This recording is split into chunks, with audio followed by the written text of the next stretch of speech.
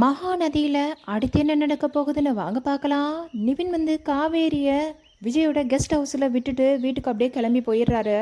அப்போ வந்து சாரதா வீட்டுக்கு போகவும் அங்கே வந்து யமுனா இல்லைன்னு தெரிஞ்ச உடனே சரி அத்தை நான் கிளம்புறேன் சரிங்களா அப்படின்ட்டு சொல்லிட்டு அவர் வந்து கிளம்பி வீட்டுக்கு வரவும் யமுனா வந்து கோவமாக அங்கிட்டும் இங்கிட்டும் வந்து நடந்துட்டு இருக்கா. அப்போ வந்து நிவின் வந்ததை பார்த்த உடனே நீங்கள் வீட்டுக்கு வந்துட்டீங்களா, நான் நினச்சேன் வராமல் அப்படியே காவேரி கூட போயிடுவேன்ல நினச்சேன், எப்படி வந்தீங்க அப்படின்ட்டு சொல்ல உடனே நிவின் வந்து அமைதியாக அப்படியே பார்த்துட்டே இருக்காரு. அப்போ யமுனா கேட்குறா, என்ன பார்க்குறீங்க, இதைத்தானே நீங்கள் ஆசைப்பட்டீங்க, அவளை வந்து அந்த பக்கமாக வந்து அப்படியே ஒர்க் ஷாப்பு அப்படின்ட்டு அனுப்பி வச்சுட்டு நீங்கள் அவள் பின்னாடியே போயிடலான்னு தானே நினச்சிங்க அப்படின்ட்டு சொல்ல நிவினுக்கு கோபமாக வருது. அப்போ நிவின் சொல்கிறாரு, லூசா நீ, அவளுக்கு இப்போ தான் உடம்பு சரியாக இருக்குது, அதனால நான் கொண்டு போய் விட போனால் நீ இந்த மாதிரிலாம் பேசிகிட்டு இருக்க, அவள் யாரோ ஒருத்தி கிடையாதுல்ல, உன்னோட அக்கா தானே, என்ன நீ இப்படிலாம் பேசிகிட்டே இருக்க அப்படின்ட்டு கேட்க உடனே வந்து யமுனா சொல்கிறான், ஒயாமல் அக்கா தங்கச்சி அப்படின்லாம் சொல்லிகிட்டே எல்லாம் இருக்காதீங்க சரியா, நீங்கள் என்னென்ன செய்கிறீங்கன்னு நான் பார்த்துட்டு தான் இருக்கேன் அப்படின்ட்டு சொல்ல உடனே நிவின் சொல்கிறாரு, மறுபடியும் இதே மாதிரி தப்பாகவே பேசினேன்னா சரிப்பட்டு வராது, நான் வந்து அதுக்கப்புறம் யார்கிட்ட சொல்லணுமோ சொல்லிடுவேன், உங்கள் அம்மா கிட்டலாம் நான் சொல்லிடுவேன் அப்படின்ட்டு சொல்ல உடனே யமுனா சொல்கிறா, நான் உண்மையை சொன்னால் நீங்கள் எங்கள் அம்மா கிட்டே சொல்லுவேன் அப்படின்னுட்டு என்னை மிரட்டுறீங்களா, முடிஞ்சால் சொல்லி பாருங்க அப்படின்ட்டு சொல்லிட்டு அப்படியே கோவமாக வந்து உள்ளே போயிடவும் நிவின் வந்து ஐயோ அப்படின்ட்டு தலையில் கையை வச்சுட்டு அப்படியே உட்காந்துடுறாரு. அவங்ககிட்ட என்ன நடக்குதுன்னா, விஜய்க்கு அப்படியே உடம்பு ரொம்ப சரியில்லாமல் இருக்க உடனே காவேரி வந்து தொட்டு பார்த்துட்டு, என்னங்க இவ்வளவு காய்ச்சலாக இருக்குது, ஹாஸ்பிட்டலுக்கு போயிடலாமா அப்படின்னுட்டு கேட்க விஜய் சொல்கிறாரு, போலீஸ் வந்து தேடிட்டு இருக்கலாமா, நான் வெளியில் வந்தால் எப்படி உன்னாலெல்லாம் தனியாலாம் ஹேண்டில் பண்ணவே முடியாது காவேரி, நான் இப்படியே இருந்துக்கிறேன் ஒன்றும் இல்லை அப்படின்ட்டு சொல்ல உடனே காவேரி வந்து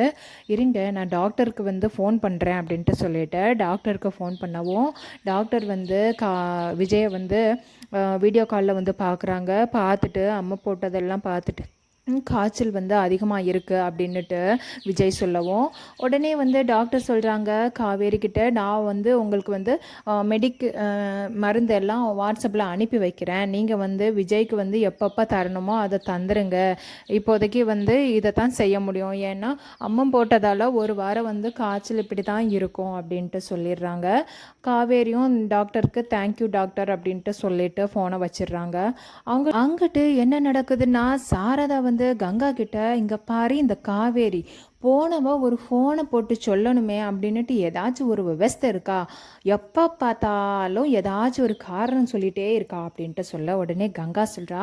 அம்மா இருங்க நான் வேணால் ஃபோனை போட்டு எப்படி இருக்கா அப்படின்னுட்டு கேட்டுக்கிறேன் அப்படின்ட்டு சொல்லிட்டு கங்கா வந்து ஃபோன் போடுறா. அப்போ வந்து காவேரி வந்து விஜய்கிட்ட, ஏங்க அக்கா தாங்க ஃபோனில் வராங்க, கொஞ்சம் அமைதியாக இருங்க அப்படின்ட்டு சொல்லிட்டு,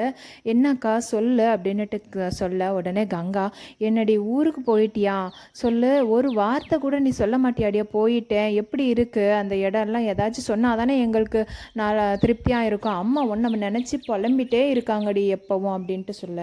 உடனே காவேரி சொல்கிறான், அக்கா கொஞ்சம் வேலையாக இருந்தானான்னு நான் மறந்துட்டேன்க்கா அப்படின்ட்டு சொல்ல அப்போ வந்து சாரதா ஃபோனை வாங்கிட்டு,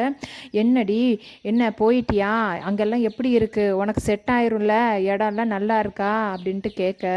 காவேரி, இங்கே எல்லாமே நல்லா இருக்குமா, எல்லாமே எனக்கு கம்ஃபர்டபுளாக தாம்மா இருக்குது, நீ என்னை பற்றி நினச்சி பயப்பட வேண்டாம் அப்படின்ட்டு சொல்லி பேசிட்டு இருக்காங்க. அப்போ வந்து குமரன் வராரு. குமரன் வந்து கொடுங்க அத்தை நான் பேசிக்கிறேன் அப்படின்ட்டு சொல்லிட்டு அவர் வாங்கவும், அப்போ காவேரி கிட்ட, என்ன காவேரி ஒர்க் ஷாப்புக்கெலாம் போயிட்டியா,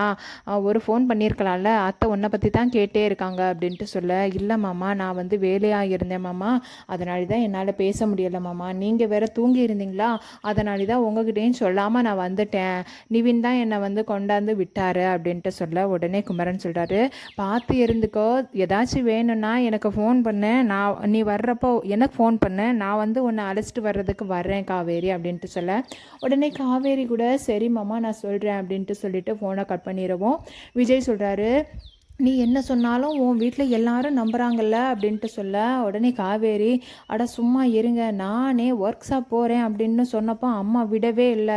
ஏதோ ஒன்று சொல்லி சமாளிச்சுட்டு தான் நான் வந்திருக்கேன், நீங்கள் வேறு எப்போ பார்த்தாலும் எங்கள் அம்மா நம்புகிறாங்க என் வீட்டில் நம்புகிறாங்கலாம் சொல்லிகிட்டே இருக்காதீங்க, ஒவ்வொரு முறையும் எல்லாரையும் சமாளிக்க நான் என்ன பாடுபடுறேன்னு எனக்கு தான் தெரியுங்க அப்படின்ட்டு சொல்ல விஜய் சொல்கிறாரு,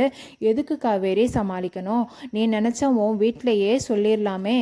என் புருஷனோட தான் நான் வாழ போகிறேன்னு சொன்னால் யாராச்சும் எதுவும் சொல்ல போகிறாங்களா? உங்கள் அம்மா என்ன சொல்லுவாங்க? 2 கத்து கத்துவாங்க, அவ்வளோதானே. நீ தான் காவேரி ஏதோ ஒன்று நினச்சி இதை இவ்வளோ பெரிய பூதாகரமாக ஆக்கிட்டே இருக்க அப்படின்ட்டு சொல்லி பேசுகிறப்ப காவேரி சொல்கிறா,